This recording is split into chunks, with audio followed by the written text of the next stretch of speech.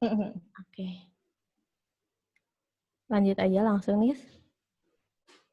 Tadi tuh hostnya pindah, Nen. Oh Oh, gitu? ini udah balik. Enggak, Pindah. tapi ini udah balik kok. Pak, Oh udah iya, balik. udah kembali lagi. Udah kembali lagi. Oke. Aku share screen lagi ya. Iya, tapi kamera Leni masih off. Oh iya. Kameranya. Off. Kalau off, nggak apa-apa kalau share screen aja gitu ya. Nggak harus ada mukanya juga. Coba nyalain lagi dong. Oh iya, siap. Itunya yang droid cam-nya. Bentar. Ya, nah sudah. Oh, udah ada lagi ya? Hilang. Hilang lagi, hilang. Udah masuk lagi? Udah muncul lagi. Udah. Oke. Dah. Udah. Kenapa Leni tidak bergerak? Oh, itu berarti belum. Oh gitu. Nggak bergerak. Tapi udah terlihat ininya sih, wajahnya. Nggak bergerak. Freeze gitu, freeze. Iya, bener ya. Droid cam-nya disorot dulu. Udah? Keluar gambar. Coba matiin lagi, nyalain lagi ya. Nah, nggak apa-apa, pakai ini aja. Pakai ini aja. Udah nggak apa-apa, Mu. Nggak apa-apa. Sudah muncul. Alhamdulillah ya, Len ya. Ada supporting system. Udah biarin aja. Muncul. Nggak apa-apa, Mu. Nggak bisa. Nggak apa-apa, pakai ini aja. Oh iya. Ya.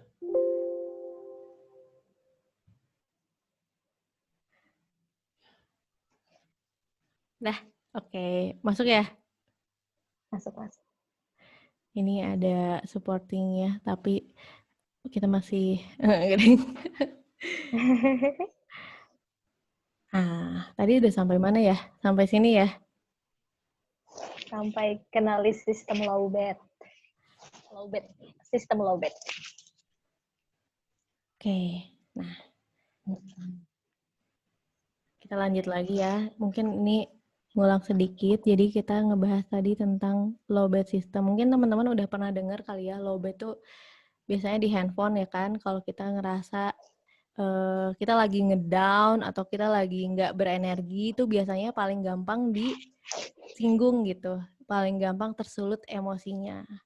Nah, kita harus cari tahu nih di jam-jam berapa. Tadi kan sebelumnya kita udah ngebahas tentang jam biologis ya. Pasti ada jam-jam di mana kita tuh lagi ngerasa nggak berenergi gitu. Apakah di saat pulang kerja, atau mungkin di awal hari, atau di saat kita ngantuk, lapar. Nah, biasanya buat orang yang punya tipe-tipe tertentu itu, kalau seandainya kita nggak paham, itu balik lagi bakalan ada konflik yang jadinya pertengkaran gitu. Kalau seandainya kita lihat aja orang tua kita atau saudara-saudara kita, mungkin kita bisa observasi ya, teman-teman bisa lihat di saat jam berapa aja sih mereka ada konflik-konflik gitu. Nah, karena aku dulu di rumah, anak bungsu, jadi aku biasa dengar tuh kapan aja ya nih orang-orang kalau lagi marah. Biasanya di jam-jam tertentu aja, nggak semua setiap saat gitu. Tapi biasanya kalau seandainya kita nggak ngerti, itu bakalan jadi masalah yang besar. Apalagi buat, misalkan aku juga punya emah gitu ya. Nah, buat kita yang punya emah mungkin jam-jam lapar itu jadi kalau ada iklan tuh, ada iklan yang bilang, kamu kayak singa kalau lagi lapar gitu. Nah, itu karena emang kalau lagi lapar tuh pasti pengennya bawaannya marah-marah terus. Nah, kalau seandainya kita tahu, ini lagi lapar jam segini, jadi harus cari makan gitu, bukan jadinya emosi kemana-mana. Nah, disinilah kita harus tahu jam berapa aja sih kita ngerasa lowbat. Atau enggak di hari-hari apa sih kita ngerasa lowbat. Misalkan kalau perempuan kan PMS tuh biasanya lagi pengennya nangis atau enggak tiba-tiba pengennya marah gitu. Nah, itu pasti ada perasaan-perasaan yang muncul kalau kita lagi energinya lagi lowbat gitu. Nah, ngomong-ngomong tadi tentang emosi, kita bahas nih sebenarnya apa sih gaya komunikasi kita kalau lagi emosi. Ini tuh tiap orang beda-beda ya, termasuk aku dan juga suami aku. Nah, kalau yang pertama ini kita coba bahas dulu ya. Yang pertama itu adalah orang kalau lagi emosi tuh biasanya pasif atau diam atau memendam. Nah, ada orang-orang yang kalau lagi marah tuh ya udah dia diam aja gitu. Tapi diamnya tuh lama gitu sampai 3 hari. Nah, kalau orang nggak ngerti kan bakalan ini kenapa sih nih orang maunya apa sih gitu. Terus ada juga orang yang agresif gitu, menyerang di depan. Jadi kalau lagi marah atau lagi emosi, pengennya nyerocos, bawel banget, atau enggak cerewet, terus kemana-mana bakalan kena gitu. Semua orang bakalan kena gara-gara dia lagi marah. Terus ada lagi nih, tipe yang pasif agresif. Jadi orang yang kayak gini tuh biasanya diem di depan orangnya, tapi dia bakal ngomongin di belakangnya gitu. Tiba-tiba bikin status yang panjang, atau enggak tiba-tiba dia ngomongin sama keluarga lain gitu. Atau ada yang suka nyinyir gitu kan, sindiran-sindiran. Nah, itu tipe-tipe yang pasif agresif. Terus yang paling bagus itu adalah yang asertif. Jadi dia bisa menyampaikan kebutuhannya atau menyampaikan kekecewaannya atau menyampaikan ketidaknyamanannya itu dengan cara yang baik, dengan nada yang biasa aja gitu, nggak tinggi, dengan nggak emosional gitu. Nah, ini kalau seandainya kita tahu ada orang-orang kayak gini tuh pasti kita lebih paham. Sebenarnya aku tuh pengennya diapain sih? Nah, aku tuh emosinya apa sih? Nah, kalau aku pribadi tuh tipe yang pasif ya. Jadi jarang marah-marah yang meledak. Nah, tapi kalau tipe yang pasif itu akan jadi kayak bom waktu gitu. Kalau seandainya kita mendem, tiba-tiba bakalan nanti suatu hari bakalan jadi emosi yang meluap-luap gitu.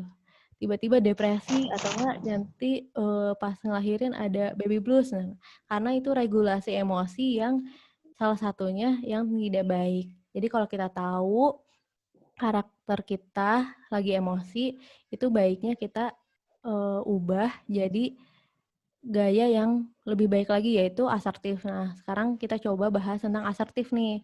Jadi asertif itu adalah cara menyampaikan emosi pada orang lain dengan baik. Nah, kalau seandainya kita lagi emosi tuh maunya diapain sih? Misalkan aku tuh pengen kalau emosi tuh pengennya dipeluk gitu misal. Nggak pengen diabain, nggak pengen ditinggal pergi. Karena kalau ditinggal pergi tuh rasanya gendek aja gitu. Nah, caranya adalah kita nyampein. Tapi menyampaikannya di saat nggak emosi ya.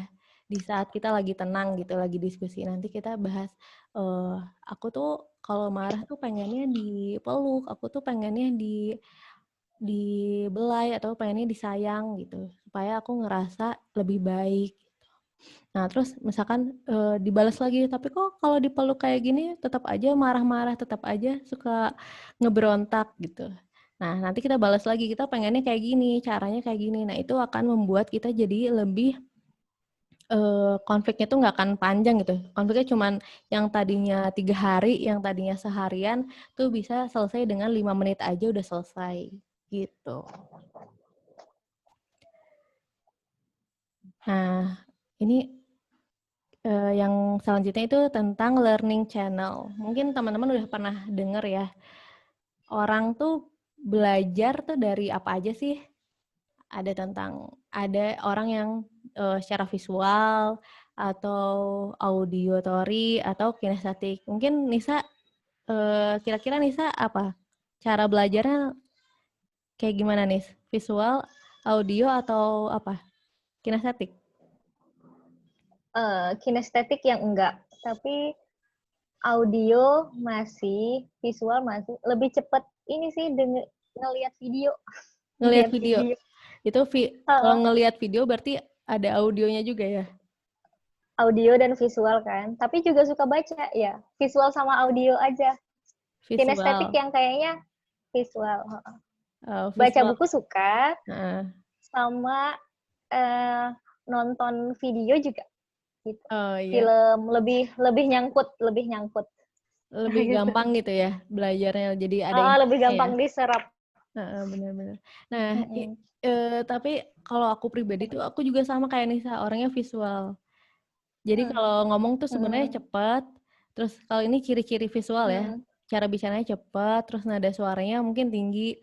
Kalau ada orang yang cerewet, nah itu biasanya tuh visual juga gitu.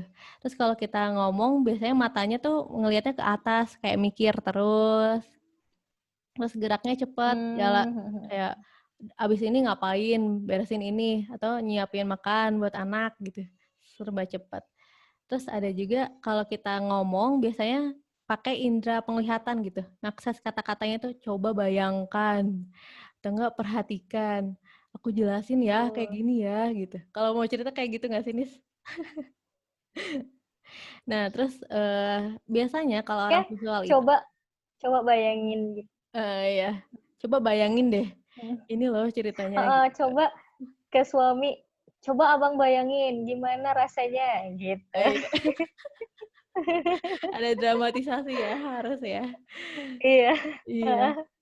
Nah, ini terus ada juga pandangan mata. Nah, kita tuh butuh banget kalau ngobrol tuh harus dipandang gitu. Kalau dicuekin kita lagi ngomong, lagi cerita tapi si lawan bicaranya tuh malah main HP itu pasti kan kesel ya. Sakit hati. Iya, Itu sakit hati. ngerasa nggak didengar padahal kan didengar tuh pakai telinga ya, tapi harus ditatap gitu. Iya. Nah, ini tuh penting banget ternyata kalau seandainya kita udah berpasangan ya. Itu tuh ada orang yang instruksinya itu kalau orang visual itu harus pakai catatan. Jadi harus pakai teks gitu misalkan. Ngasih instruksi tuh nggak bisa cuman ngomong doang. Jadi kalau, Leni kamu tolong ya beresin itu ya. Nah itu pasti aja lupa gitu. Kecuali kalau ada tulisan ya tolong beresin ini ya jam segini ya. Nah itu jadi notes pribadi gitu tapi ditempel di dinding. Itu bakalan lebih nempel ke diri kita. Ataupun suami gitu. Suami tuh kalau kita cerewet, perempuannya cerewet terus bilangin, abang tolong beliin ini. Nah pasti dia lupa gitu apa yang kita instruksiin. Tiba-tiba tadi mau beli apa? Aduh lupa gitu. Karena mungkin tipenya visual. Jadi dia butuh catatan gitu. Kalau marah-marah lebih efektif chat WA. Ada orang yang cerita, Hah? jadi marah-marah sama suaminya Hmm? pakai chat WA aja. Oh gitu. Jadi nanti suaminya baca. Iya, tapi tuh kayak dirit doang, Oh, iya. dirit doang. Mungkin buat Pernah dia ada. kayak dia ngelampiasinnya lewat teks gitu ya. Iya, tapi kan nggak ada. Kayaknya bisa mereduce konflik gitu kan, nggak ada suara, tapi emosinya tersalurkan. Iya, Terus kayak iya. kayaknya tuh itu efektif nggak sih kalau marah-marah by WA gitu? Iya Len, ya. gimana Len? Mungkin kalau buat orang yang visual, kitanya ngerasa rilis emosi lewat tulisan kan. Tapi kalau seandainya suaminya, maksudnya kita lihat nih suaminya kalau visual juga mungkin dia bakal tersinggung gitu. Tapi kalau Oh gitu. suaminya audio, mungkin dia nggak akan terlalu, Mm-mm. ya udahlah ini marah-marah istri, ya udah nggak apa-apa gitu. Kayak ya nggak akan terlalu diambil hati gitu. Karena kan tadi ya beda-beda juga. Iya, iya benar. Nah, terus yang kedua itu auditory. Biasanya orang-orang auditory itu cirinya adalah tempo bicaranya sedang, terus nada suaranya tuh mengalun dan berirama.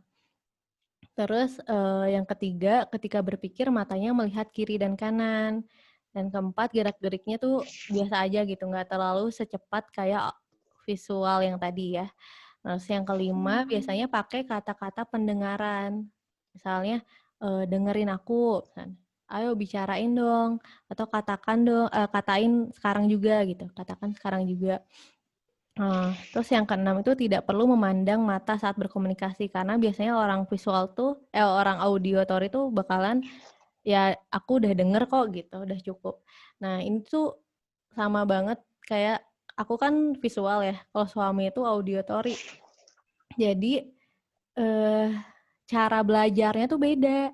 Kalau aku kan kerja tuh pengennya hening ya, karena bikin kita fokus. Matanya tuh natap tulisan atau buku tuh fokus. Tapi kalau suami itu biasanya pengen ada suara-suara background gitu. harus ada apa kayak musik atau apa di belakang jadi dia biar dia fokus. Nah, suatu hari karena kita WFH, suami kerja di rumah itu eh ceritanya pengen so sweet gitu, mejanya sebelahan. Tapi ternyata itu bikin konflik baru karena suami harus ada Sama. suara. Jadi selalu dengerin speakernya tuh apa kenceng gitu ataupun kalau pakai headphone juga tetap aja kenceng. Sedangkan aku nggak bisa, harus hening semuanya, malah jadi konflik lagi. Padahal kalau udah tahu, oh ini kan emang cara belajarnya beda, ya udah kita nggak bisa bareng, udah bisa aja. Akhirnya masing-masing di ruangan yang berbeda. Gitu. Sama kasusnya, Len. Kenapa nih? Sama kasusnya. Kalau Nisa itu pas baru nikah, kita meja belajarnya sebelahan. Tapi Nisa tuh Eh, setiap belajar sesuatu, Nisa komunikasiin, Bang, abang, masa kan gini-gini loh. Terus suami ternyata terganggu, terus dia pindah. Pindah meja belajar. Awalnya sakit hati sih, tapi oh gitu ya. Ya. Kasian ya. Tuh iya, kalau kita nggak kenal diri sendiri, nggak kenal pasangan, jadinya banyak miskom ya, Len ya. iya ya Ternyata. benar. Jadi kayak Kalau udah kenal, pengen aja. kalau udah kenal, oh gitu. Jadinya nggak baper. Pas awal-awal nikah itu sering baper kalau ada Oh iya, perbedaan. sama-sama. Terus Kayak, termasuk, kenapa? iya termasuk kayak pengen ini ya, kita kan perempuan pengennya didengar ya. Nah, Padahal cari tahu ya. suami kita tuh butuh fokus. Dia tuh belajar Iya, fokus, jangan ada diajak ngobrol gitu. Nggak boleh diajak ngobrol. iya benar. Berarti harus tahu juga ya Iya. jam fokusnya, terus Iya. gaya belajarnya juga Mm-mm. gimana. Terus kalau kan katanya Mm-mm. dibilang juga perempuan itu senang didengarkan, senang didengerin gitu kan. Nah, cara Mm-mm. ngedengerinnya juga beda-beda. Ada orang yang senang didengerin tapi nggak perlu mandang gitu kan.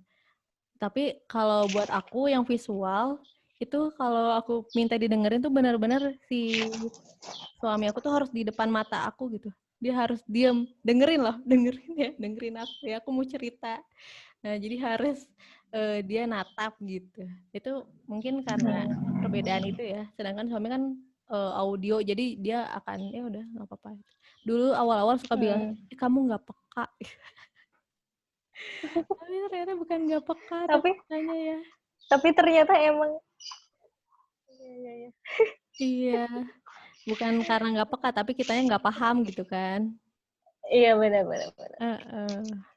Nah, ini mungkin yang ketiga yaitu cara belajar kinestetik. Nah, ciri-cirinya adalah tempo bicaranya lambat. Kenapa lambat? Karena dia tuh banyak gerak. Jadi kalau ngomong tuh cenderung lambat. Terus yang kedua itu nada suaranya rendah dan datar. Tadi ya karena banyak gerak jadi lebih tone suaranya lebih rendah. Yang ketiga, ketika berpikir matanya lihat ke bawah karena mungkin dia lagi mikirin sesuatu yang fokusnya ke tubuhnya dia sendiri. Terus yang keempat adalah gerak-geriknya lambat kalau lagi ngomong. Terus yang kelima memakai kata-kata yang aksesnya indera perasa atau merasa kayak ada kasar, ada halus, licin, keras yang sesuatu emang dari indera perasanya dia gitu. Terus yang keenam tuh saat berkomunikasi perlu ada sentuhan. Jadi orang-orang kinestetik itu akan lebih nyampe instruksinya kalau dia dipegang gitu, misalkan disentuh atau dipegang bahunya. Nah, ini juga berlaku kalau seandainya kita lagi emosi. Jadi kalau lagi emosi tuh kita tahu kalau orang audio story tuh misalkan lebih seneng didengerin, kita ngasih kata-kata yang baik. Nah, kata-kata yang bagus itu bakalan meresap ke hati dia gitu. Bakalan lebih ngena. Wah, dulu nih waktu aku lagi down kamu ngomong kata-kata ini dan aku tuh jadinya semangat lagi gitu. Atau enggak waktu pas kalau visual kamu ngasih sesuatu yang bikin aku bahagia gitu. Jadi itu bakalan lebih kerasa supportnya, support sistemnya gitu. Oke. Nah, ini bagian yang terakhir, tapi juga lumayan panjang. Mungkin ada yang pernah tahu bahasa cinta, love language. Mungkin teman-teman juga udah pernah dengar atau ada yang udah tahu sendirinya apa sih. Nah, kita coba nih kaitin love language kita sama pasangan kita atau sama keluarga kita. Jadi, ini tuh ada kuesionernya, Ataupun kita bisa observasi nih, observasi teman-teman kita tuh apa sih bahasa cintanya, atau enggak orang tua kita bahasa cintanya apa sih. Nah, yang pertama itu adalah word of affirmation atau kata-kata penguatan. Nah, ini orang-orang yang seneng dengan pujian. Ciri-cirinya adalah biasanya kalau orang-orang yang seneng pujian, dia juga memuji orang lain. Jadi kalau kita lihat orangnya suka muji orang lain, berarti sebenarnya diri sendirinya juga butuh dipuji juga karena dia senang kata-kata penguatan. Terus dia juga senang diberi dukungan atau kalimat-kalimat penyemangat. Daripada kita ngasih sesuatu yang susah gitu, sebenarnya kata-kata aja kan udah paling gampang ya. Kamu hebat, kamu bagus. Nah, itu bakalan dia lebih semangat atau ngerasa dicintai. Jadi kita suka bilang, I love you, misalkan. Nisa kayak gitu nggak, Nis? Kata-kata juga bahasa cintanya. Karena LDM harus memperbanyak kata-kata. Oh iya. Karena LDM ya. Itu salah satu Iya sebenarnya. ya. Iya gitu. Tapi kalau misalnya sebenarnya itu kelimanya itu, jadi misal menemukan pertanyaan nih Len ketika belajar bahasa cinta kan, apakah kelimanya itu perlu dimaksimalkan walaupun pada akhirnya cuma ada satu yang dominan. Jadi kayak kita memaksimalkan semuanya walaupun pada akhirnya ada satu yang dominan atau kita satu aja. Gimana? Fokusnya satu aja atau ke semuanya gitu? Sebenarnya mah kalau seandainya satunya udah terpenuhi ya, misalkan kita tuh dominan di word affirmation ini, pengennya dipuji. Yeah. Nah, kalau udah terpenuhi, yang lainnya juga boleh ikutan dioptimalkan, dilengkapi karena itu bikin jadinya fulfill, ngerasa utuh, dicintai gitu. Tapi kalau seandainya yang rendah duluan dipenuhi, jadinya dia tetap aja ngerasa kurang. Kan word affirmation-nya tuh dia nggak bagian word affirmation dia senangnya, tapi kita malah ngasih pujian terus, tetap aja dia ngerasa kurang gitu, bahasa cintanya kurang terpenuhi. Nah, tapi kalau seandainya kita ini kalau ngebahas tentang word affirmation itu berarti sebenarnya kita kalau dapat kritikan negatif tuh bakalan lebih sedih gitu. Jadi harus hati-hati nih kalau seandainya orangnya emang senang dipuji, tapi sekalinya kita kritik dengan kalimat negatif tuh pasti dia akan down juga gitu. Nah, terus yang kedua adalah kita diberi hadiah atau receiving gift. Nah, ini contoh-contohnya, ini tuh sebenarnya masuknya diberikan hadiah tuh bukan berarti yang harus hadiahnya mahal gitu ya, atau bentuk sogokan, itu bukan. Tapi lebih ke hadiah-hadiah yang bikin emang dia ngerasa bahagia gitu. Hadiah-hadiah kecil aja juga udah cukup. Kan kayak dikasih mainan kecil atau enggak es krim atau coklat gitu kan, hal-hal yang murah meriah tapi menurut dia itu lebih nyata gitu supportnya daripada cuma kata-kata doang misalkan. Nah, contohnya tuh bisa juga dengan kita merencanakan kegiatan atau hari yang spesial karena itu sebagai hadiah untuk dia. Nah, tapi kekurangannya adalah orang-orang yang suka dikasih hadiah itu bakalan sedih kalau seandainya kita lupa hari-hari spesialnya gitu, hari ulang tahun atau anniversary.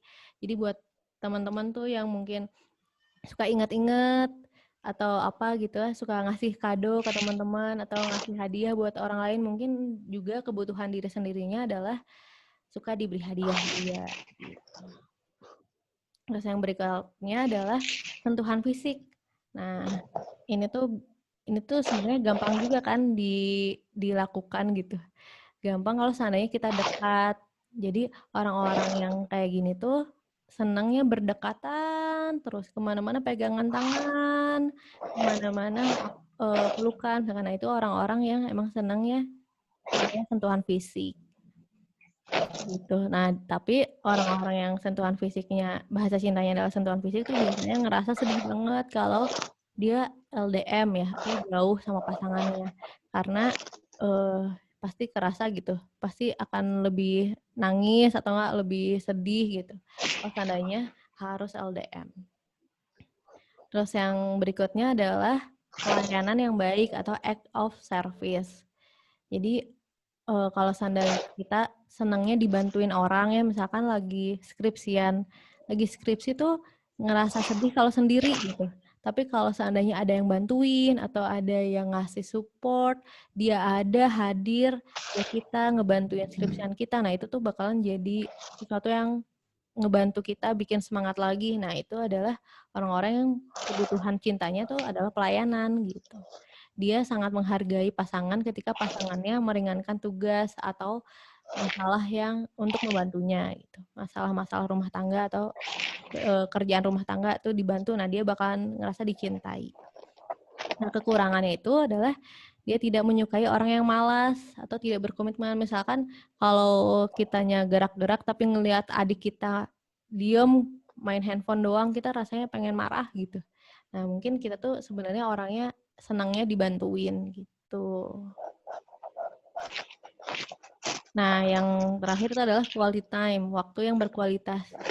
Jadi orang-orang yang kebutuhan cintanya adalah waktu yang berkualitas itu biasanya senang melakukan kegiatan dengan pasangan tanpa gangguan atau nyaman dan menyukai jika didengarkan.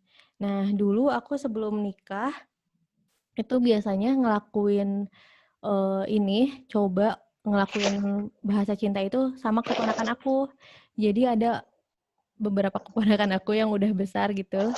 Kita ngelakuin quality time berdua buat ngomongin perasaan dia, ngomongin hari-hari dia gitu, atau enggak dia lagi ada keluh kesah apa nih. Nah, itu bentuknya quality time karena orang tuh senang gitu. Kalau seandainya kita punya waktu berdua bersama gitu. Tapi kalau seandainya orang yang bahasa cintanya quality time tuh biasanya juga akan marah kalau seandainya rencananya tuh dibatalin atau ditunda gitu. Ah, kita nggak bisa nih. Nah, biasanya tuh ada kan yang kalau seandainya rencananya selesai atau rencananya batal tuh pasti dia marah gitu. Pasti dia pundung kalau bahasa Sundanya itu. Nah, mungkin karena bahasa cintanya itu adalah quality time atau waktu yang berkualitas. Nah, jadi ini penutupnya adalah kenapa kita butuh mengenali diri sendiri karena pasangan adalah cerminan diri kita. Biasanya apa yang kita sukai atau kalau saat ini gitu kita lagi masih single, kita punya kegiatan yang bermanfaat, insya Allah nanti pasangan kita juga akan lagi melakukan hal-hal yang bermanfaat juga. Tapi kalau seandainya kitanya masih males-malesan, mungkin juga pasangan kita tuh sama juga gitu kondisinya, lagi ngapain, lagi males-malesan juga. Jadi jangan sampai kita lalai, jadi kita harus tetap bersemangat gitu, menyebarkan manfaat. Nah, di dalam surat An-Nur ayat 26, itu wanita-wanita yang tidak baik untuk laki-laki yang tidak baik, dan laki-laki yang tidak baik adalah untuk wanita yang tidak baik pula. Wanita yang baik untuk laki-laki yang baik, dan lelaki yang baik untuk wanita yang baik. Jadi kalau seandainya kitanya udah baik, insya Allah dapat jodohnya juga yang baik ya. Nah, sebelum mengenal pasangan, lebih baik kita mengenal diri sendiri karena kita bisa tahu apa yang kita butuhkan, apa yang kita inginkan, sehingga pemahaman itu akan muncul dari kita sendiri. Baru kemudian bisa paham tentang pasangan kita dan anak-anak kita. Oke, terima kasih. Nah, Terima kasih. oh, di sini udah ada ya? Kita masih ini. Udah ada. Kakinya lagi nangis, tapi nggak apa-apa. Oh, gitu. Nggak bisa video, Len. Ya. Iya, Gitu. nggak apa-apa Terima nih. kasih, Leni. Iya, makasih juga. Mungkin ada yang mau nanya, boleh. Pertanyaan, ya, boleh Boleh di chat atau boleh di dinyalain chat. mute-nya ya. Iya. Ada yang mau bertanya, teman-teman?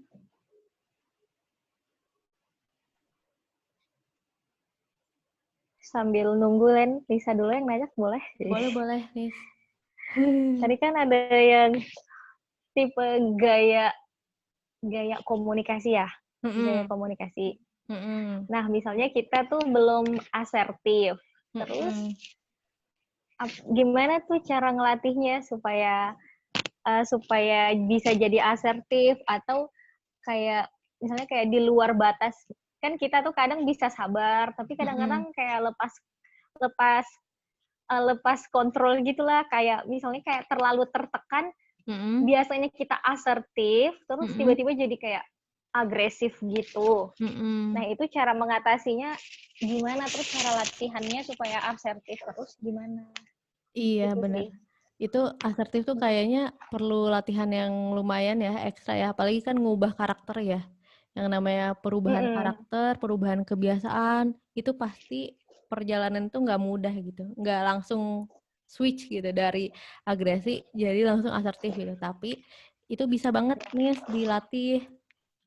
Jadi kalau aku tuh biasanya ngelatihnya tuh dari hal yang paling mudah ya. Hal yang paling mudah tuh adalah mengutarakan ketidaknyamanan. Jadi misalkan kalau kita tuh gampang marah gara-gara contohnya apa ya? Kalau dicuekin misalkan. Kalau lagi dicuekin, kitanya lagi butuh tuh kita pengennya dibutuh perhatian gitu. Nah, tapi kita malah bawel tuh, malah agresi. Oh, kenapa sih ngomong gitu. Tapi kalau seandainya ada cara ngelatihnya itu adalah di saat kita lagi tenang, di saat kita lagi emosinya lagi datar, lagi biasa-biasa aja gitu. Nah, kita coba utarain hal yang membuat kita nggak nyaman. Jadi ada penelitian juga nih tentang itu ya. Katanya orang Indonesia itu orangnya suka komplain, tapi nggak bisa ngutarain ketidaknyamanannya, kebutuhannya. Jadi kalau komplain itu adalah kalau lagi marah, kalau lagi ada problem, itu dia ngomong gitu, dia ngomel. Beda kan, itu jadinya agresi ya. Kalau komplainnya Agresif, marah-marah jadi agresi, menyerang gitu. di depan. Menyerang di depan. Tapi dia nggak terlatih untuk mengutarakan hal-hal yang dia nggak nyaman atau kebutuhannya itu apa sih sebenarnya gitu. Kalau menyerang kan kita ngomelnya sembarangan ya, oh kamu gitu. Tapi kalau seandainya ketidaknyamanan tuh kita akan bilang, aku lagi marah nih kalau seandainya kamu kayak gini gitu. Ada juga caranya tuh pakai iMessage, pernah dengar nggak nih? Belum iMessage pernah. itu cara komunikasi tentang pesan saya. Jadi kita ngutarain pesan saya dulu. Nah, misalkan contoh kasusnya ada kita pengen beres misalnya ya, pengen rumah tuh rapih gitu. Tapi kalau suami tuh biasanya teledor misalkan gitu ya. Jadi jarang beres-beres. Nah, aku akan bilang kalau pakai iMessage tuh bilang perasaan saya apa, aku kecewa nih kalau seandainya, atau aku marah nih, aku ngerasa marah banget nih kalau seandainya lihat sesuatu yang nggak beres atau sesuatu yang berantakan, aku tuh bakal marah gitu. Aku ngerasa marah kalau seandainya sesuatu rumah tuh berantakan. Terus aku nanti setelah perasaan saya terus disebut lagi tentang aku maunya apa. Jadi perasaan dulu, terus aku maunya apa, aku butuhnya apa, gitu. Misalkan yang tadi ya, lanjut lagi. Aku ngerasa marah nih kalau seandainya rumah berantakan. Nah, aku pengennya, aku maunya, kamu beresin dong, gitu. Aku mau kita beresin bareng-bareng, misalnya gitu. Jadi, nyatain perasaan dulu kita, baru kebutuhan kita. Apa sih kita maunya, gitu. Nah, itu salah satu cara buat kita asertif. Nah, ini ada satu pertanyaan. Boleh. Ya. Bisa bacain dulu. Wait. Ini, nah ini. Dari, langsung ya Len ya? Boleh. Assalamualaikum kakak-kakak cantik loh. Ini teman saya. Oh gitu. Kak, jadi, hai Riris. Oh, Riris. Terima kasih. Iya. Panggilannya Riris, teman SMA. Teman kuliah. Oh, teman kuliah. Iya, teman sepraktikum. Jadi setiap minggu kita tuh berjuang bareng ya gitu. Nah, ini pertanyaannya, kalau bahasa cinta itu perlu nggak sih kita tanyakan langsung ke pasangan gimana dia mau melakukan atau coba-coba kita Bentar. Kita lakukan satu persatu. Terima kasih. Nah, gimana nih Len caranya supaya kita tahu memperhatikan atau isi kuesioner bareng? Kalau Nisa isi kuesioner bareng. Iya, sama aku juga termasuk yang langsung aja. Kalau mau tanya bisa sih, tapi kadang orang tuh nggak ngerti juga ya sukanya apa. Tapi kalau lewat kuesioner kan ada pertanyaan gitu, lebih gampang. Jadi biasanya kalau aku dulu pertama belajar bahasa Cinta langsung share kuesionernya langsung gitu ke suami, ke sahabat-sahabat, ada tuh Novita juga, Feby gitu-gitu. Langsung di-share aja linknya, terus nanti kita liatin bareng-bareng, aku butuhnya apa, terus pasangan aku butuhnya apa, jadi kita bisa sharing, karena pasti beda kan ya, ada yang sukanya sentuhan fisik, tapi ada juga yang sukanya bantuan, misalkan tuh harus sinkron gitu. Jadi mendingan di kuesioner sih kalau orang dewasa ya. Kecuali kalau anak-anak mungkin ya Nisa ya, kalau ke Haki. Kalau anak-anak, kalau ke Haki maksimalin kelima-limanya. Makanya kenapa kalau ke bayi itu bahasa cintanya harus semuanya. Oh gitu. Kalau Haki jadi dicobain satu persatu ya Nis ya? Nisa belum tahu sih dia bahasa cinta yang dominan apa, tapi itu semuanya dilakukan. Misalnya kayak quality time iya, word of affirmation iya, terus ngasih hadiah kayak buku, mainan gitu iya. Terus physical touch kan penting banget. Gitu-gitu. Jadi kok kenapa kalau di bayi semuanya harus ibunya tuh harus semuanya gitu. Terus kalau ke pasangan karena udah tahu ya dia bahasa cinta utamanya apa, jadinya udah ya udah yang fokus satu prioritas gitu. Tapi observasi lagi. Ke anak kecil mungkin kita harus lebih jeli lagi gitu ya. Mungkin kan anak kecil kan polos gitu ya, masih bisa kan, bisa diisi. Iya, bisa apa aja. Bisa ganti-ganti juga gitu, bisa berubah-ubah juga, tergantung moodnya dia. Iya sih, benar-benar. Terus ini Len, apa tuh? Jadi kalau misalnya jadi tuh ada tipe suami yang dia tuh nggak suka ngisi-ngisi kuesioner gitu. Nah itu tipsnya gimana?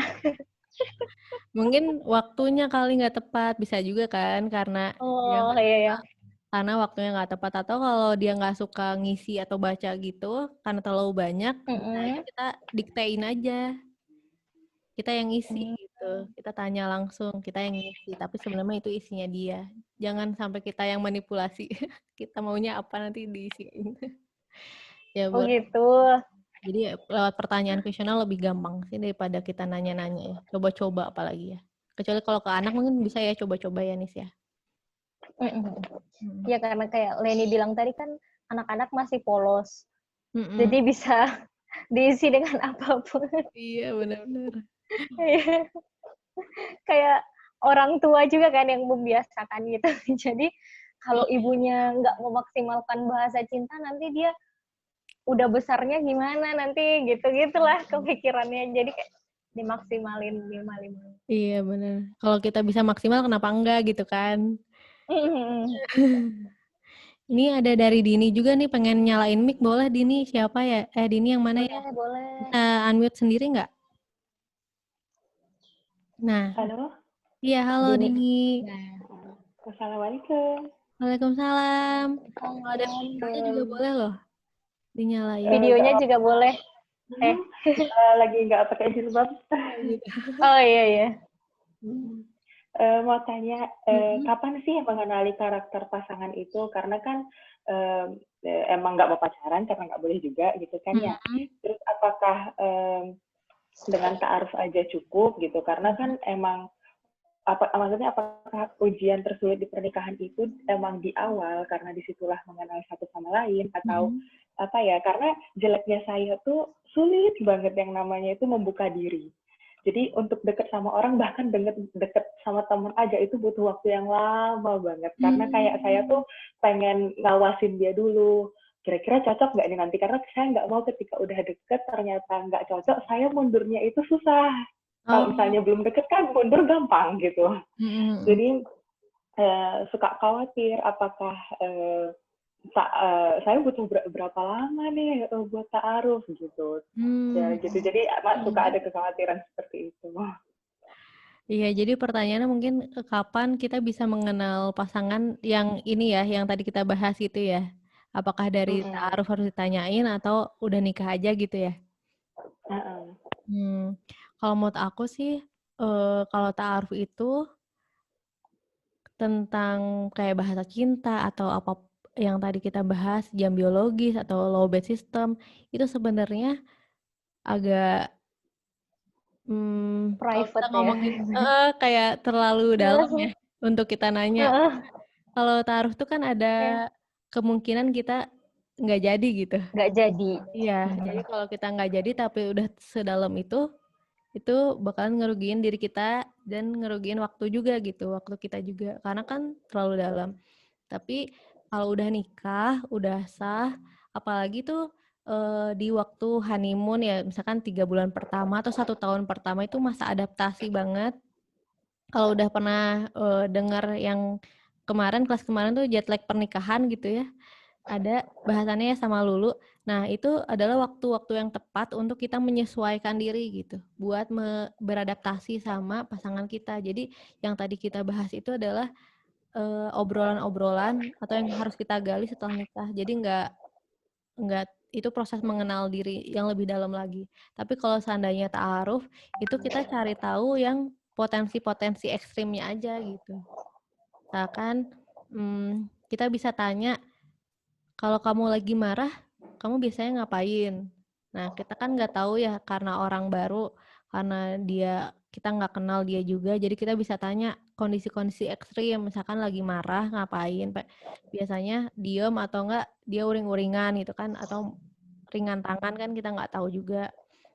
Coba ditanya atau enggak kondisi-kondisi ekstrim yang lain itu, ini dibilang ekstrim atau enggak ya? Tanyain tentang kebiasaan weekend. Dia kalau lagi weekend atau lenggang acaranya gitu buat dia sendiri tuh biasanya ngapain? Me time-nya apa sih? Kalau kita misalkan me time-nya baca buku atau ngapain. Nah, kalau dia pergi ke gunung. Nah, kita bisa kenal dari kondisi-kondisi yang emang ekstrim lagi kritis banget atau lagi senggang banget. Nah, kita bisa tanya hal-hal yang kayak gitu aja. Nggak perlu yang sedalam yang tadi. Gitu. Kalau Nisa gimana, Nis? Mungkin ada pengalaman juga ta'arufnya.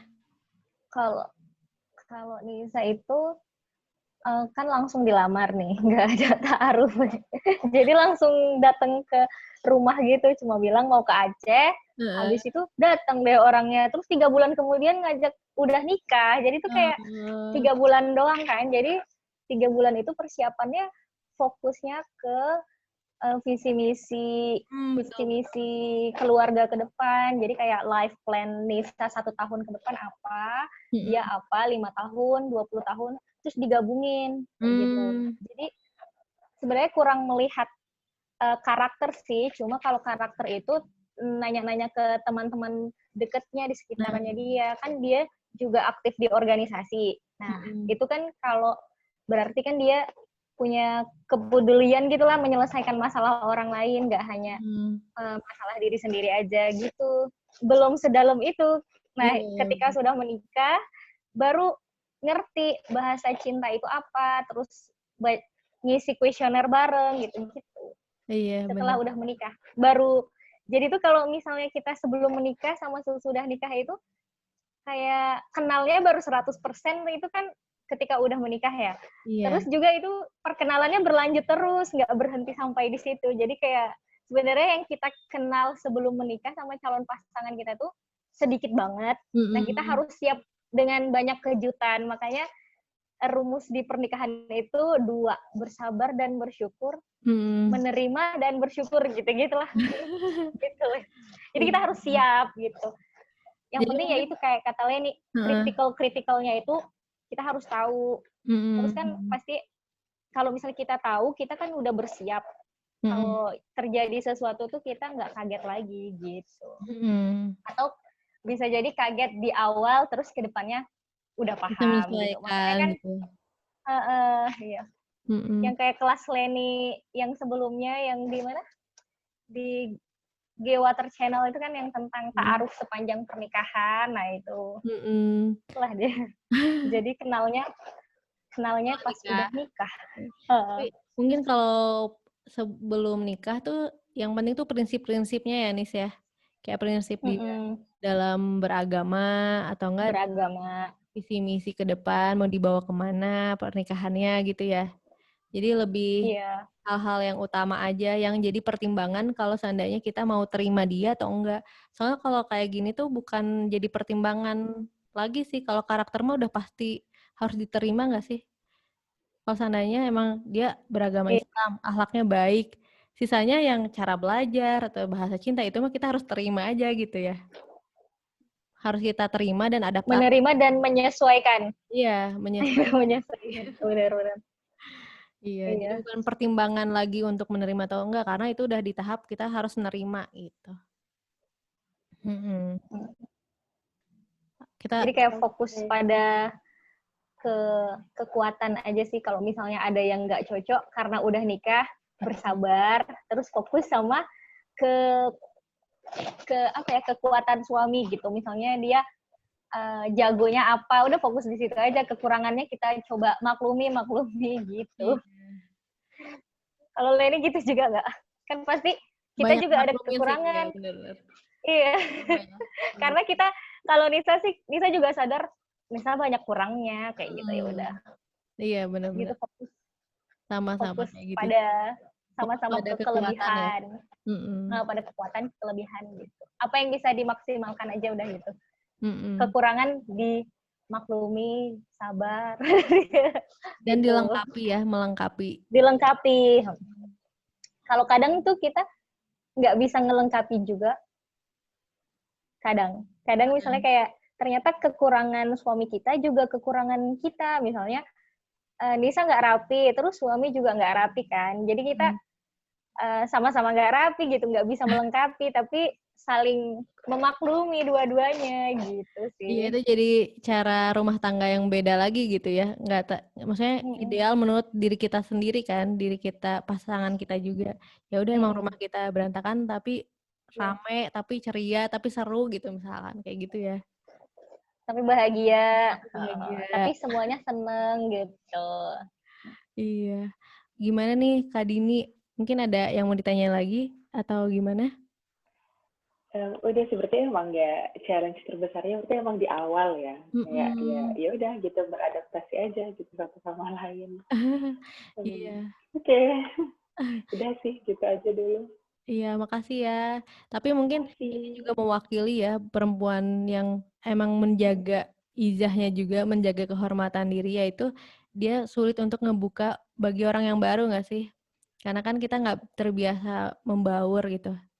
Nggak terbiasa saling ngebaur perempuan sama laki-laki kan. Jadi pasti ada proses yang emang kita harus coba cari tahu, tapi mungkin kayak tadi Nisa bilang, cari taunya dari teman-temannya, dari lingkungannya, dari organisasinya gitu. Makasih. Iya, makasih juga. Nah, Nisanya sekarang. Nah, ini ada lagi. Oh iya. Ada lagi pertanyaannya. Boleh. Dari Teh Luluk Ilmi. Nah, Teteh mau dibacain aja atau mau bilang langsung nih? Apa tuh? Boleh dibacain aja nih. Bacain aja ya. Sebentar. Kak mau tanya, dalam proses mengenali diri, kadang ada hal-hal yang kita tidak sadar kalau karakter kita demikian. Tapi biasanya diketahui atau disadari oleh orang-orang terdekat kita. Misalnya teman atau orang tua. Nah, gimana caranya kita nanti menerima fakta-fakta baru tentang kita tersebut? Karena bisa jadi di awal terjadi kita tuh denial atau menyangkal. Terima kasih. Sama-sama. Waalaikumsalam Lulu, salam kenal, makasih pertanyaannya. Jadi Luluk bilang kalau seandainya gimana kita baru sadar atau kita malah nggak sadar gitu ya? Ada karakter yang ada di diri kita, tapi tuh orang lain yang ngelihat, orang tua atau teman. Terus pas dikasih tahu kita gimana cara nerimanya supaya nggak menyangkal gitu. Kadang kan kita enggak, aku nggak kayak gitu. Iya, Aku jadi nggak males. Aku nggak males. Cuma iya pas benar. kemarin itu lagi males, gimana dong? Kadang kan, kamu kenapa? Karena emang proses menerima diri, mengenal diri, terus kemudian menerima itu sesuatu yang nggak mudah juga ya, apalagi kalau itu hal yang jeleknya dari diri kita gitu. Hal yang emang kita nggak mau lihat itu teh ada di dalam diri kita. Kalau seandainya kita, kok bangunnya terlambat terus sih, tapi kok orang tua kita ngomel terus sih, kalau kamu kok terlambat gitu. Padahal kita tuh punya alasan kenapa kita terlambat, misalnya karena kita begadang semalaman ngerjain sesuatu atau gimana gitu. Bisa bisa kayak gitu. Nah, cuman kalau seandainya kita denial ya atau menyangkal. Nah, proses yang pertama itu adalah kita tampung dulu gitu. Apa yang menjadi feedback dari orang lain. Karena feedback orang lain itu biasanya netral. Semua informasi itu bentuknya netral. Jadi kalau seandainya ada komplain atau feedback atau kritikan, harusnya kita bisa terima dulu aja. Kita tampung dulu aja buat introspeksi diri. Kalau seandainya kita ngerasa itu tidak benar atau kita punya alasan di balik itu, nah coba utarain alasannya kenapa gitu. Kadang emang benar banget, aku pun sama ya ketika punya pasangan atau di feedback keluarga itu nggak gampang gitu nerimanya. Pasti aja pengennya, enggak kok nggak kayak gitu, aku nggak pengen di kayak gituin misalkan. Tapi itu tuh proses yang harus kita terima. Kenapa? Karena kalau seandainya kita bisa memperbaiki diri di bagian-bagian yang emang itu tuh jadi masalah buat diri kita, itu nanti ke depannya tuh lebih gampang untuk bisa nerima orang lain juga. Kalau seandainya kita menyangkal kesalahan diri gitu ya, menyangkal kita males atau menyangkal kita punya kekurangan, itu nanti efeknya itu kita juga akan gampang ngelihat kekurangan orang lain gitu.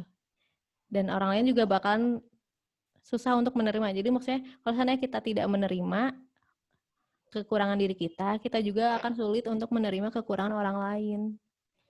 Gitu. Jadi proses yang pertama adalah nerima feedback itu sebagai proses yang emang netral aja. Kita terima dulu, kita tampung dulu, terus kita baru introspeksi ke dalam diri kita apa benar atau enggak. Kalau seandainya enggak, berarti kita harus sampaikan kenapa alasannya gitu. Jangan sampai kita jadi pembenaran gitu. Kalau seandainya pembenaran kan takutnya kita nggak introspeksi dan nggak memperbaiki diri.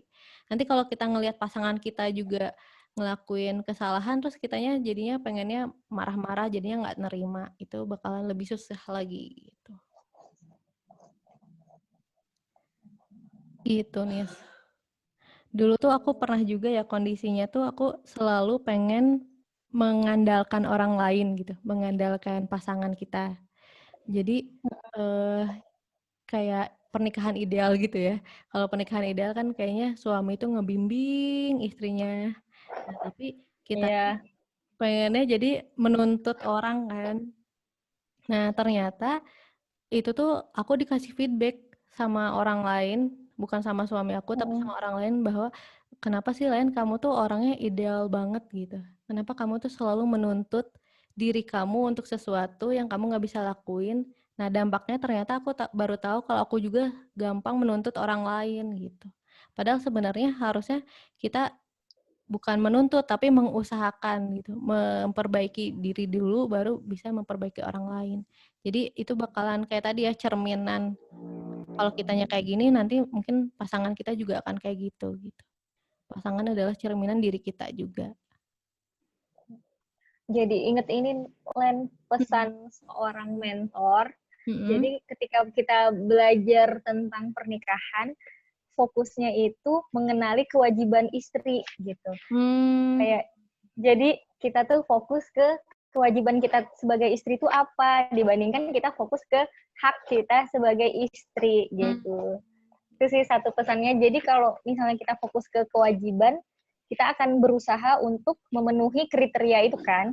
Dibandingkan kalau kita fokus haknya tuh diberi nafkah, berarti nanti aku dapat uang jajan terus dari suami gitu-gitu kan. Iya. Hak istri gitu-gitu kan. Nah,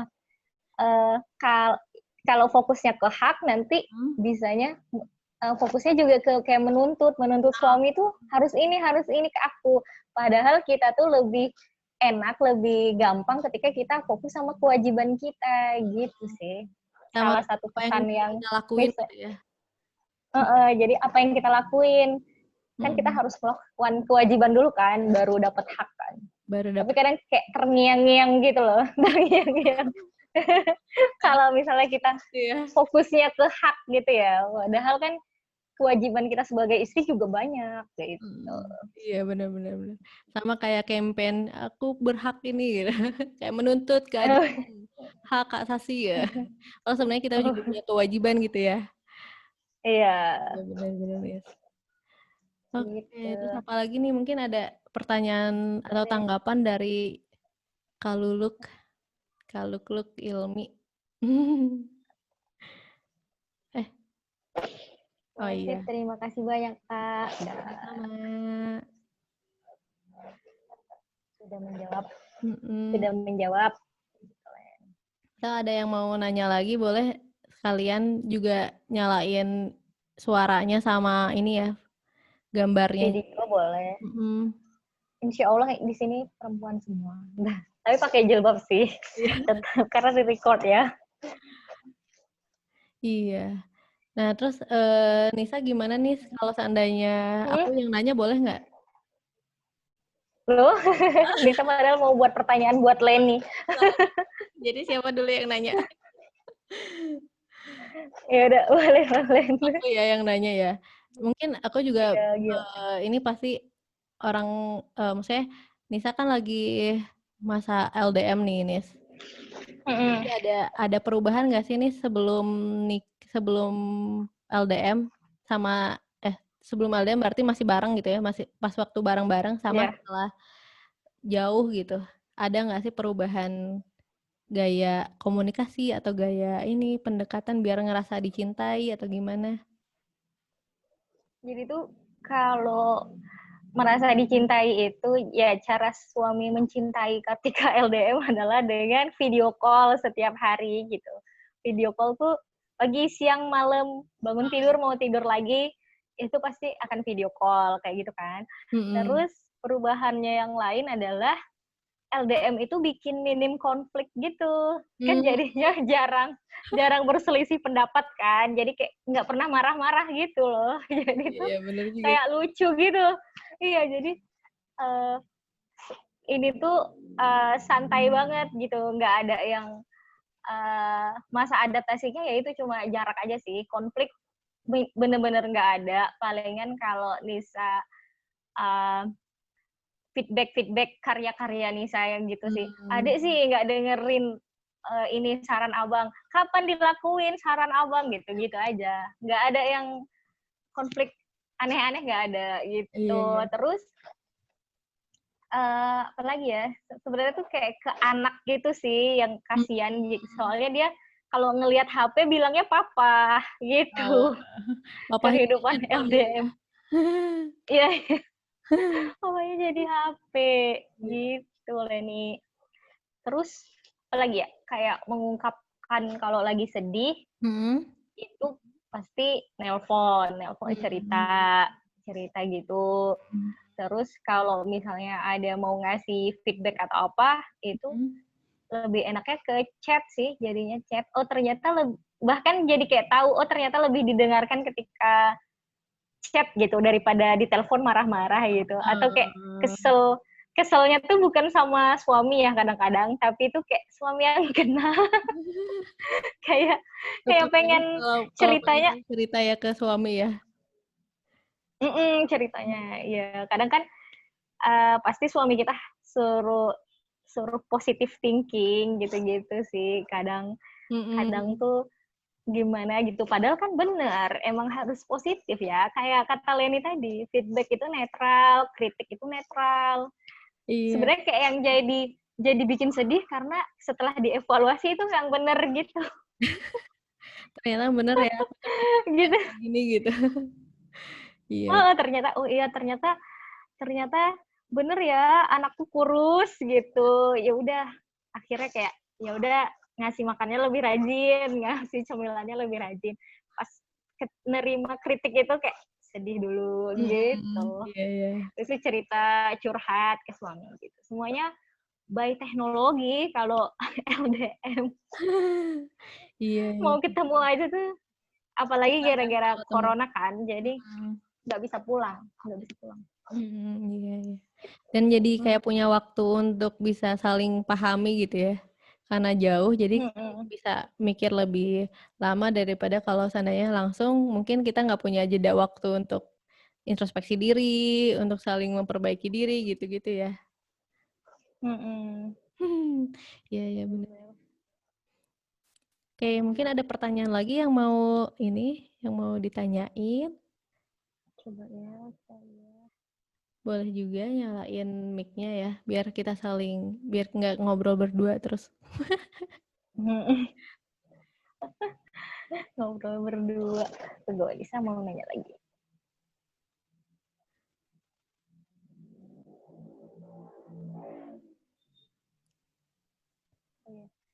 Jadi selain yang bahas tentang yang tadi Leni bahas tuh tentang minat kan. Walaupun kita udah jadi istri sama ibu, emang bener sih itu tuh kewajiban kita. Kita harus tetap menemukan minat gitu. Soalnya kan Nisa kayak sekarang tuh lagi masa transisi kan. Sebenarnya kan cita-citanya bukan jadi ibu rumah tangga. Tapi itu kondisinya mengharuskan ya jadi ibu rumah tangga dulu gitu karena ada beberapa hal gitu. Nah, terus kayak pernah juga sih kayak merasa kosong gitu, merasa kayak nggak berharga gitu-gitu. Terus makanya Lisa fokus ke buat karya gitu dan alhamdulillah kayak udah menemukan gitu. Oh, ternyata malah asik ya berkarya dari rumah, terus bisa sambil jagain anak, Iya. terus juga bikin apa gitu. Lisa tuh harus bikin sesuatu yang ya bikin sesuatu apa gitu. Karena kebiasaan kan dulu kalau di kuliah itu banyak kegiatan gitu, ikut apa ya, komunitas gitu-gitu sih. Aktif Ketika di gitu rumah ya. aja, tuh kayak ngerasa, aduh kenapa ya gitu. Untungnya kan sekarang semuanya bisa serba online gitu ya, bikin kelas online. Iya, iya. Terus Nisa baru menemukan kenapa jadi suka bikin kelas online. Padahal itu tuh gitu ya, Nis ya. iya, jadi kayak menemukan minat Mm-mm. setelah setelah menjadi ibu. Hmm. Awalnya iya, jadi kayak fokusnya tuh rutinitasnya tuh ketika udah menikah tuh gitu-gitu terus lah. Beda ketika single tuh Nisa suka kemana-mana gitu. Jadi kayak jet lag pernikahannya tuh ketika udah menikah nggak bisa kemana-mana. Gitu. Tapi karena corona juga kan nggak bisa kemana-mana. Ya, semuanya juga pada di rumah aja gitu ya. Jadi menemukan minat ketika single, terus juga yang bisa dibawa ketika udah nikah, udah menjadi istri, udah menjadi ibu. Nah itu penting sih menurut Nisa. Iya, benar-benar. Karena bener kayak kata Leni. Karena ini juga sih, aku juga pernah dengar dari Ustadz Ardiano Ruspi, itu kalau kita seandainya perempuan terutama ngelakuin hal yang rutinitas itu bakalan menumpulkan akal katanya gitu. Nah, sedangkan akal kita juga perlu dikasih makan gitu, nggak cuman rasa lapar atau perut aja yang perlu dikasih makan, tapi otak juga perlu dikasih makan. Karena kalau seandainya kita tumpul atau gimana ya nggak akan ngerasain bosan gitu, pasti ada jenuhnya gitu. Nah kalau seandainya kita tahu minat kita, tahu kesukaan kita, terus kita explore, kita tingkatin kapasitas kita di situ, makanya kita bakal ngerasa lebih berharga tadi ya, self worth-nya lebih tinggi lagi. Sebagai ibu jadinya ibunya bahagia gitu. Kalau seandainya pengen ngedidik anak, tapi kalau ibunya bosen, ibunya emosian kan pasti anak juga kena gitu ya. Tapi kalau seandainya ibunya bahagia, senang berkarya, pasti anaknya juga senang. Suami juga pasti senang. Tuh, jadi pertama mungkin kalau masih single tuh dicari minatnya. Nah, kalau udah berpasangan atau sebelum taruh juga bisa ditanyain sih, kamu bakalan dukung ke aku nggak kalau seandainya aku pengen ngajar, misalkan kalau seandainya aku pengen berwirausaha karena minat aku adalah usaha, misalnya gitu. Jadi minta dukungan, minta ridho dari suami itu penting banget ya.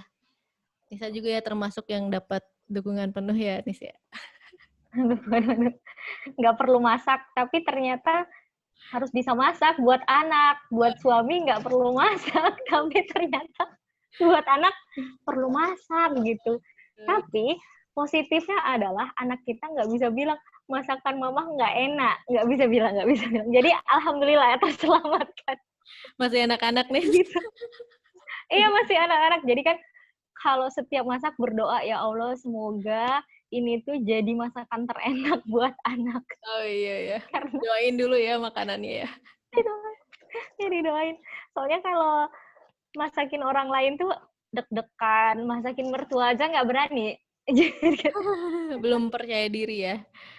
Iya belum percaya diri. Iya. Gitu. Tapi mungkin anak tuh bakalan jujur sih Nis. Jadi kalau masakan Nisa enak, dibilang anak enak itu berarti Ya. jujur enak. Oh iya ya. Iya benar-benar. Ya, jadi tetap itu juga sih harus siap-siap mungkin ya teman-teman kalau misalnya nggak apa-apa kamu nggak bisa masak nggak apa-apa gitu kan misalnya calon suami kita bilang gitu tapi belum tentu Orang mertua lain kita anak-anak iya. saudara-saudara kita ternyata mereka butuh masakan kita nah Iya. jangan kaget jadi kayak masak gitu walaupun sekarang nggak bisa harus tetap belajar Iya ya. gitu sih Lan. Karena Iya. kebutuhan juga ya, kita juga butuh makan, jadi butuh masak juga. Atau enggak, mungkin emang yang tadi survival skill kita penuhi kewajiban dulu gitu. Kewajiban ke anak adalah memberikan makanan kan. Iya, memenuhi nutrisi, memberikan nutrisi terbaik gitu-gitu. Kalau gitu sih, baru bisa sadari setelah MPA sih. Gitu. Iya.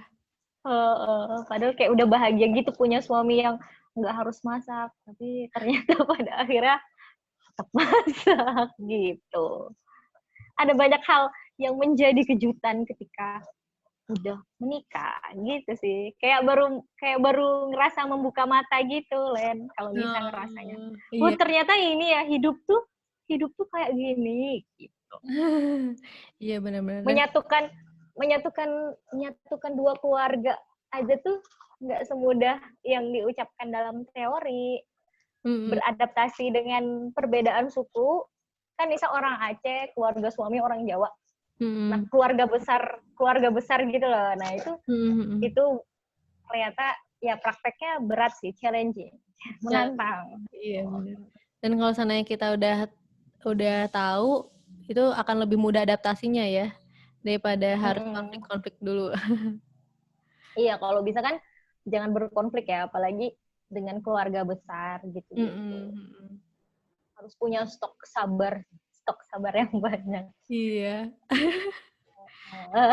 Aku juga termasuk keluarga besar dua-duanya. Jadi emang setiap orang punya kebutuhan, setiap orang punya karakter masing-masing. Kalau seandainya kita paham, mungkin nggak akan terlalu baper gitu ya. Udah wajar aja lah orang kayak gitu, misalkan gitu. Iya. Mm-mm. Ada yang mau tanya lagi nggak? Teman-teman ada yang mau bertanya lagi? Kalau nggak ada, kita ini promosi awal yang baru loh. Boleh. Enggak. Ya udah itu sih teman-teman. Cuma mengingatkan aja. Jadi itu iya open pre-ordernya dari tanggal 1 sampai tanggal 12 Agustus. Jadi tinggal beberapa hari lagi. Teman-teman kalau misalnya berminat membeli buku awal yang baru, itu bisa langsung chat ke nomor admin yang sering ngasih pesan di grup-grup kelas gitu. Nah, jadi tuh sebenarnya awal yang baru itu ditulisnya sejak lamaran itu jadi kumpulan pembelajaran untuk mempersiapkan pernikahan gitu. Nah, ketika bukunya terbit itu udah dielaborasi dengan kehidupan pasca pernikahan 2 tahun gitu. Sebenarnya itu bukan sebenarnya awal yang baru itu bukan curhatan gitu sih, tapi ada juga referensinya. Leni juga udah baca kan? Iya, banyak banget Leni ilmunya, banyak banget review. referensinya. Iya, tapi ada bumbu-bumbunya yang kayak catatan pribadi, tapi itu nggak banyak gitu. Iya. Terus juga ada kayak bab 1 itu malah baru selesainya tahun 2020. Jadi yang kayak bab 2, bab 3, bab 2, bab 3 yaitu waktu persiapan ini ya pernikahan, terus bab 4 setelah menjalani peran sebagai istri dan sebagai ibu. Terus bab 1-nya malah itu kayak flashback gitu loh. Jadi sebelum kita belajar untuk produktif selama pernikahan, kita harus memantaskan diri dulu ketika sebelum menikah. Jadi gimana mengoptimalkan potensi kita saat masa penantian gitu. Ya itu bagus banget buat dibaca ya. Gitu Malah jadi teman-teman. inspirasi juga kan, ilmu juga Amin. ngapain. Iya. Meluaskan sudut pandang sih. Soalnya kan pernikahan tuh kompleks banget dan itu banyak banget yang bisa dibahas dari berbagai sisi gitu. Jadi kayak buku awal yang baru itu hanya sekeping puzzle dari perjalanan belajar teman-teman gitu. Sekeping puzzle. Jadi kayak untuk membuatnya lengkap, teman-teman perlu baca buku yang lebih banyak dari segi fikihnya ya, fikih pernikahan, psikologi suami istri, terus juga banyak-banyak berdiskusi dengan kedua orang tua, sama teman-teman yang udah menikah gitu. Jadi awal yang baru itu hanya sekeping puzzle. Dan ada cerita tentang perjuangan juga ya Nis. Jadi kalau seandainya yang lagi berjuang tuh ngerasa nggak sendirian gitu ya. Iya bener. Jadi kayak cita-cita sebelum menikah tuh indah banget. Tapi ketika menikah ada satu cita-cita tuh yang belum tercapai gitu loh. Jadi kayak jadi kenapa LDM? Nah itu dia.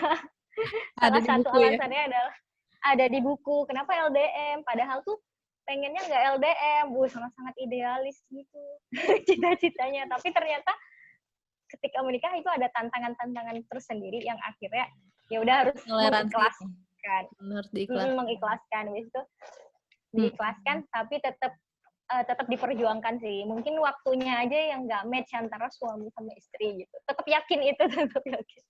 Iya. Gitu, bismillah. Bismillah. Gitu, semoga ini ya menguatkan teman-teman juga yang lagi memperjuangkan cita-cita apapun gitu. Iya bener. Aku tadi yang di awal sampai kagum banget di bagian itu sih. Sama yang aku, wah gila ini Nisa hebat banget. Karena jadi setiap orang tuh punya konfliknya masing-masing, punya tantangan masing-masing karena unik itu kan. Keluarga tuh punya keunikan masing-masing gitu. Jadi ngerasa wah hebat banget nih, setiap orang tuh punya ujiannya masing-masing gitu. Oh ya juga kayak terus ini satu lagi Len, awal yang baru itu salah satu tujuannya adalah biar teman-teman bisa buat cerita sendiri gitu. Cerita sendiri mungkin kalau misalnya dari proses kita mempersiapkan diri, di situ dilamar, mempersiapkan pernikahan. Nah, teman-teman itu kalau prosesnya tuh dicatat, nanti teman-teman bisa buat buku sendiri gitu. Bisa jadi itu kayak memoir gitu loh. Kan kita pasti ini kan kayak ikut kelas kalian nih dapat ilmu baru kan. Nah, dicatat nih. Nanti dicatat terus dikumpulin. Terus kemarin ikut kelas Kak Lulu dicatat juga. Nah, itu setiap pembelajaran tentang pernikahan yang dulu Nisa ikutin gitu ya, kajian-kajian tuh Nisa catat semua, nonton video dari Ustadz Hadi Hidayat, Ustadz Salim Afillah, nah itu dicatetin, terus jadi alhamdulillah bisa jadi buku gitu. Luar biasa. Jadi teman-teman selain diajak untuk ikutan PO, diajak juga jangan melewatkan setiap momen teman-teman gitu. Jadi harapannya sih teman-teman mau menulis juga momen-momen perjalanan teman-teman kayak gitu. Mau itu nanti pada akhirnya dipublikasikan atau enggak, setidaknya itu kayak jadi memoir gitu. Terus kalau misalnya nih ketika mempersiapkan pernikahan kan kita belum ketemu konflik sama pasangan. Nah, ketika ketemu konflik itu bisa dibaca-baca lagi dan itu kayak bisa apa ya, merefresh dulu tuh aku menikah karena ini untuk beribadah kepada Allah, alasannya gini. Nah, ketika ada konflik, kalau dibaca-baca lagi tuh bisa apa ya? Ingat Kayak gitu oh ya.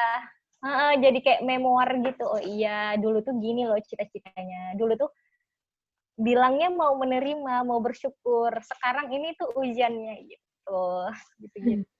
Iya ya bener ya. Jadi kita bisa punya reminder ya kalau ada tulisan atau sesuatu yang emang kita bisa lihat gitu kan bentuk fisiknya. Ini jadi pengingat juga gitu ya. Bisa. Insya Allah. Ya Allah. Kalau teman-teman mau nulis di email juga, harapannya sih itu sih teman-teman mau menuliskan cerita teman-teman sendiri juga gitu dengan dalam proses menuju awal yang baru versi teman-teman sendiri gitu. Iya. Soalnya awal yang baru tuh ringan gitu, nggak yang pernikahan yang apa ya ilmu pernikahan yang berat-berat, nggak yang kayak gitu. Ada cerita-ceritanya Mungkin juga ya. Jadi lebih gampang dibaca gitu ya Nis ya. iya, jadi kayak harapannya sih mudah dipahami sama teman-teman Mm-mm. dan bisa mengencourage teman-teman juga untuk menulis kisahnya sendiri, kisah awal yang barunya sendiri. Gitu, Leni. Awal yang baru Bentar. versi setiap orang ya. Tadi Versi kayak ini masing-masing. Nis ada yang ini deh. Ya, Ada yang apa? mengacungkan tangan. Oh iya, Tapi kelewat siapa ya tadi? maafkan. Maafkan. Siapa ya tadi? Raise hand-nya, Yang raise hand, heeh. maafkan ya. Gak apa-apa nih. Bentar, ini udah nggak ada lagi sih. Ininya, apa, raise hand-nya. Iya ya, nggak ada historinya ya. Teman-teman ada yang mau bertanya lagi?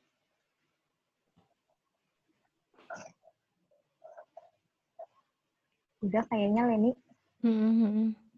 Ya udah. Oke. Udah.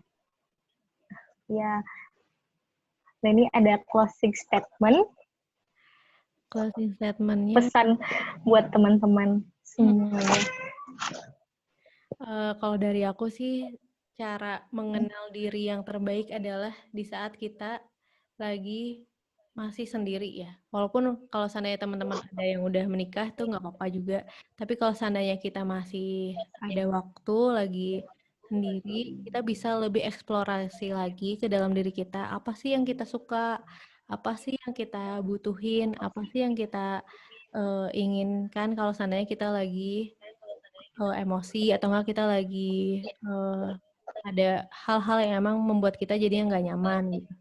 Ini tuh sebenarnya materinya hampir mirip sama kayak ketika kita ingin berdamai dengan diri. Nah, kalau ini adalah tahap selanjutnya, yaitu menerima diri dengan mengenal diri kita yang utuh gitu. Jadi kalau seandainya teman-teman pengen jauh lebih kenal dalam diri, kayak tadi ada yang ditanyain juga tentang hal yang kita nggak bisa kenali, tapi orang lain lihat. Nah, mungkin itu bagian yang emang jadi blind spot kita, dan itu harus diselesaikan dengan cara berdamai dengan diri sendiri gitu. Aku boleh promosiin kelas aku juga karena nanti akan ada kelas Boleh. diri juga di minggu depan tapi di Positivistry. Follow. Teman-teman boleh follow @positivistry. Iya. Komunitas para perempuan. Iya, Nisa juga ya. Iya. Member pertama. Iya, nanti ada banyak kelasnya ya, Len ya. Jadi bisa sharing-sharing juga kan ya. Ada apa? Ruang cerita gitu-gitu. Ya, Ruang cerita yang platform ruang cerita. Boleh di follow atau nanti pengen ikutan boleh juga.